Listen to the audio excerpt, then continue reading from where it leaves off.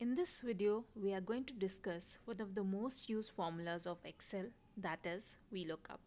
It is a formula used by almost all the professionals using Excel.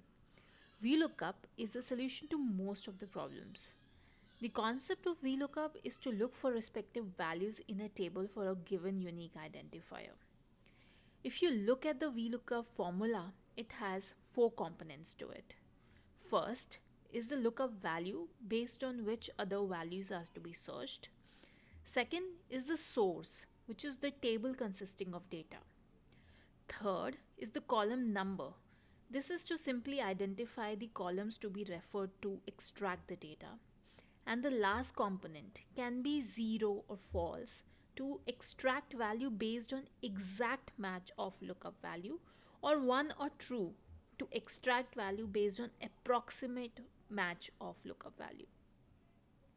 If you look at the table below from the perspective of VLOOKUP formula, first column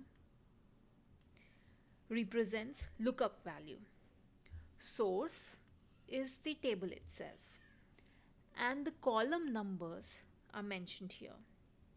The last component can be 0 or 1, and the whole concept of using 0 or 1 is explained in another video. I would highly recommend to watch this video to understand working of VLOOKUP in depth. Link of this video is in the description box and also on top of the screen. So now coming back to this example, if I want to get details about Harry, I would write the formula as VLOOKUP, get the lookup value from cell A15, and as a best practice, freeze this cell using $sign, using F4. Then select the source, which is the table here. I'll just simply select the table and I will automatically get the rows and column coordinates. Again, as best practice, I will freeze the table as well. Then comes the third component, which is the column number. Here we have written the column number specifically. So let me select the cell here and go to the fourth component, which will be either 0 or 1 or true or false. In this case, we need exact value based on the search of the names, which is actually the unique identifier for us. So I will put this as false. Let's see what we get. So we get 60 as the revenue, which seems to be correct for Harry. Now if I was to write formula for grade and target achieved, I could write it individually, but I would like to simplify my job because I've already written formula here for revenue. So what I'll do is, because we have freeze the cell, our reference cell, which is going to be constant, I can actually drag this formula to grade and targets achieved. Let's see what does it give us.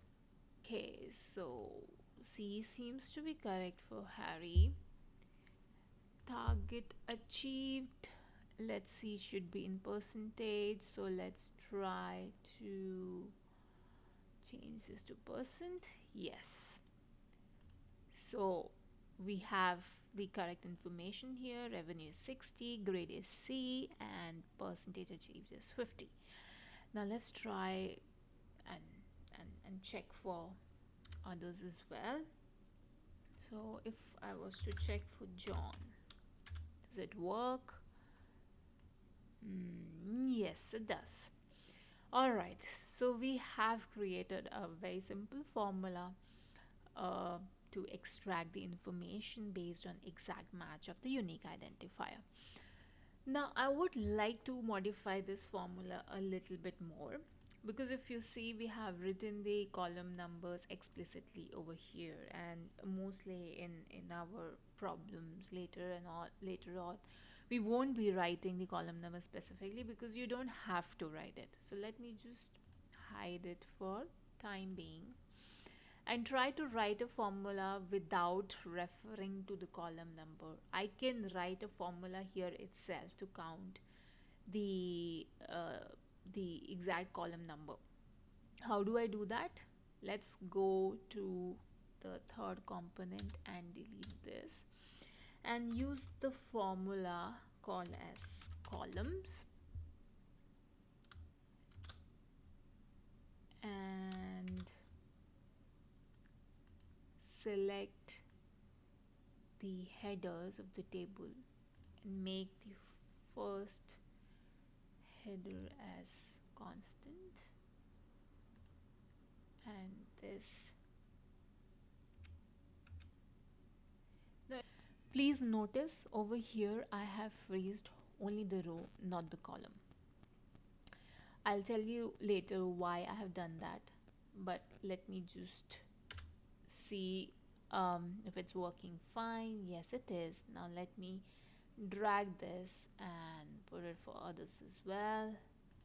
Let me change this to percent. Yep. So if you notice here, when we drag the formula over here, the column, it changed from B to C, because as we are moving horizontally, the formula is automatically picking the headers and giving the numbers to the columns.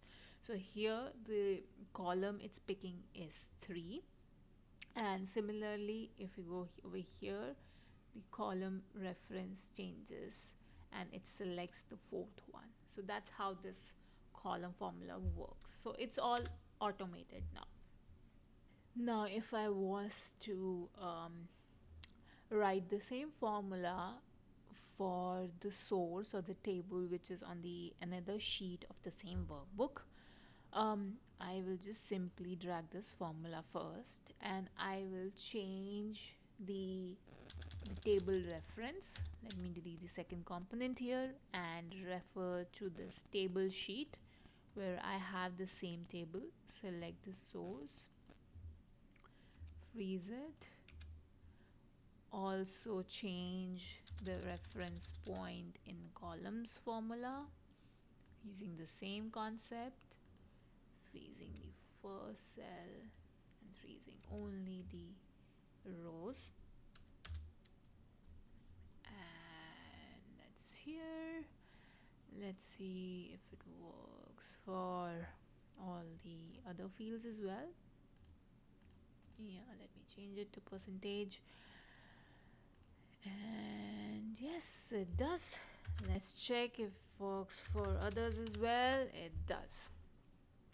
Now what if I wanted my source to be in another workbook itself?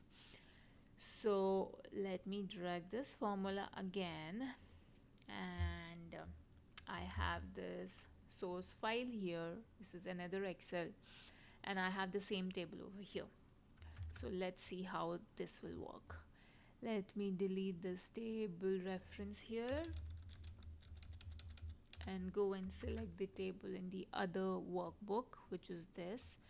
So if you notice, Excel is automatically picking up the workbook name and the workbook sheet in which the table is, and I have freezed it.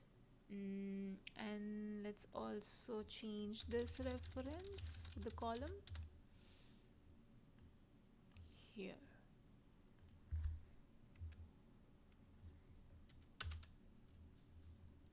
Let me drag the formula, change this. Let me change this to John and see if it's working.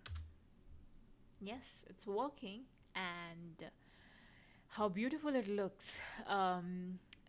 You just change the names here and the values change automatically. So in a way, we have automated the sheet using only one formula. This is the beauty of VLOOKUP.